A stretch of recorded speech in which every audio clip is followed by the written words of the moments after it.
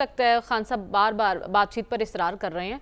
کس کو مخاطب کر رہے ہیں، کس سے بات چیت کرنا چاہتے ہیں؟ دیکھیے اس وقت 3 پلیئر ہیں نا بڑے، اس وقت جو 3 پلیئر ہیں اور یہ ایڈریس دونوں کو ہے، یعنی ایک پلیئر تو عمران ہو گیا نا،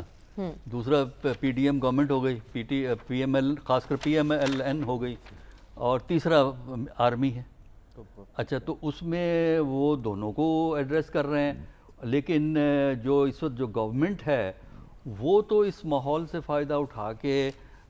عمران صاحب کا کوئی ایڈمنسٹریٹو بندوبست کرنا چاہتے ہیں، لہٰذا اگر آپ کے پاس ایڈمنسٹریٹو بندوبست کا آپشن موجود ہے تو ڈائیلاگ کا تو سوال ہی پیدا نہیں ہوتا۔ ڈائیلاگ کا سوال تو اس وقت پیدا ہوتا ہے جب آپ اس نتیجے پہ پہنچیں کہ سیاسی مسائل کو ایڈمنسٹریٹو ایکشن یا پیونیٹیو سٹیٹ ایکشن سے نہیں حل کیا جا سکتا۔ سیاسی مسائل کا حل سیاسی ہوتا ہے، اور سیاسی مسائل کا حل جو ہے وہ اسی وقت ہوتا ہے جب آپ جو ہے اپنے جذبات کو کنٹرول کر کے چیزوں کو ریشنلی سوچنے کی کوشش کریں۔ اس میں ریشنل تھنکنگ کے لیے عمران کو بھی ضرورت ہے، اس کو بھی لازم ہے کہ وہ اور اس کے ساتھی دیکھیں کہ کیا مسائل تھے، یہ اونچ نیچ کا سفر کیسے ہوا، اس میں کیا مشکلات آئیں، اور اب آئندہ کا راستہ ہم کس طرح نکالیں گے، ٹھنڈے دماغ سے سوچا جائے کہ نقطۂ آغاز کیا تھا اور اس انجام اس نہج تک کیوں پہنچے۔ صافی صاحب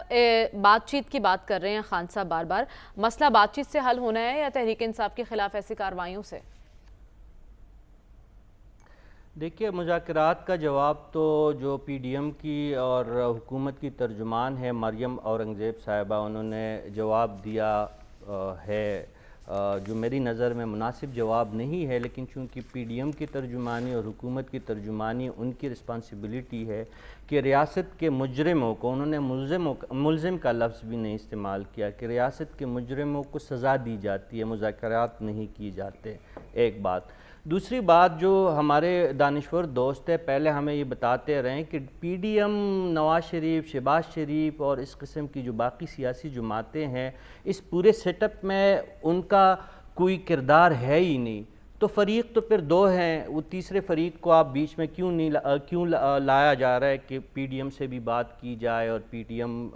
بھی ایک فریق اب بن گیا ہے جب عمران خان صاحب پہ سختی آئی ہے۔ یہی پینل ہمیں بتاتا رہا ہے کہ ان کی کوئی اہمیت نہیں ہے، یہ پپٹ ہے، یہ کٹ پتلیاں ہے، ان کے ڈورے کہیں اور سے ہل رہی ہے۔ تو اب کرے عمران خان صاحب جس سے بات کرنا چاہتے تھے پہلے، اب بھی انہی سے وہ بات کرنا چاہتے ہیں، لیکن دوسرا فریق ان سے بات کرنے پہ راضی نہیں ہے، لیکن رستہ وہی سے نکلنا ہے جہاں سے خان صاحب نے بند کیا تھا۔ سیاسی لوگوں سے وہ بات کریں گے تو تب ہی ان کی جان بخشی بھی ہو سکتی ہے اور ان کی سیاست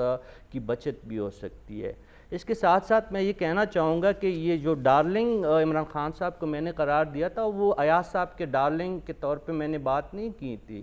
عمران خان صاحب تو خود ایک ایسے ہینڈسم ہے جو اپنے عشق میں خود گرفتار ہیں، ایاز صاحب کی عشق کو ان کی ضرورت ہی نہیں ہے، اور آج اس کا جو ہے نتیجہ وہ بھگت رہے ہیں۔ تو ایاز صاحب کو وضاحتیں دینے کی ضرورت نہیں ہے، وہ شاعر نے بھی شاید یہی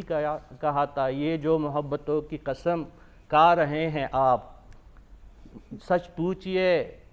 تو عشق سے گھبرا گئے ہیں آپ۔ واہ، اسی شعر پر ایک بریک لے لیتے ہیں، ہمیں پروگرام میں آگے بڑھنا ہے اور بات کرنی ہے۔ مہنگائی کا طوفان ہے اور وزیر اعظم بڑی بے بسی کا اظہار کر رہے ہیں۔ اگر ملک کا وزیر اعظم ہی اتنا بے بس ہوگا تو عوام کہاں جائیں گے؟ اسی پر بات ہوگی اس بریک کے بعد۔ سٹے ود اس۔